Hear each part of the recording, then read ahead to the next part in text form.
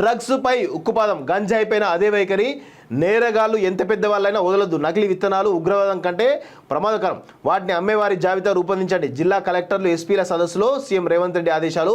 6 గ్యారెంటీల అమలుకు అధికారులే వారధులని వెల్లడి. డ్రగ్స్ పై ఉక్కుపాదం అని చెప్పేసి రేవంత్ రెడ్డి చాలా సీరియస్గా నిన్న అధికారులకు, అందరికీ కూడా పోలీస్ డిపార్ట్మెంట్, ముఖ్యంగా పోలీస్ డిపార్ట్మెంట్ వార్నింగ్ ఇవ్వడం జరిగింది కదా. వాస్తవంగా రేవంత్ రెడ్డి గారికి నేను ఒకటే విన్నవిస్తున్నాను, దయచేసి మీరు కేసీఆర్ లాగా పనిచేయకండి. ఫస్ట్ ప్రెస్ మీట్లో పెద్ద ఎత్తున డంబాచారాలు పలికేసి తర్వాత దీని మీద తుస్సు అనిపించే ప్రయత్నం చేయకండి వాస్తవంగా. ఎందుకంటే ఈ డ్రగ్స్ను రూపుమాపాలి అనేటువంటి ప్రయత్నం చాలా గొప్పది. చాలామంది కూడా దీన్ని ప్రజల్లో ఒక క్రెడిబిలిటీ కొట్టుకోవడానికి ఇట్లాంటి ప్రయత్నాలు చేస్తారు, తర్వాత తుస్సుమంటారు.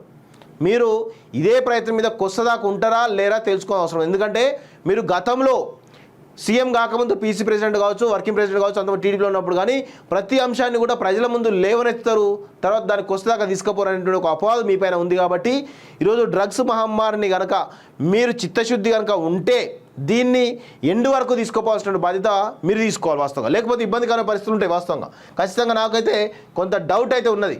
ఇదేదో డైవర్షన్ ఇష్యూవా, కేసీఆర్ లాగా ఏమైనా డైవర్ట్ చేస్తున్నారా అనేటువంటి ఒక అనుమానం అయితే నాకున్నది. దాన్ని మరి కొన్ని రోజులైతే తెలుస్తాయి. డ్రగ్స్పై నిజంగా ఉక్కుపాదం మోపుతుండా లేదా కొన్ని రోజులైతే అర్థమైతే వాస్తవంగా. సో చూద్దాం ఏమవుతుందో.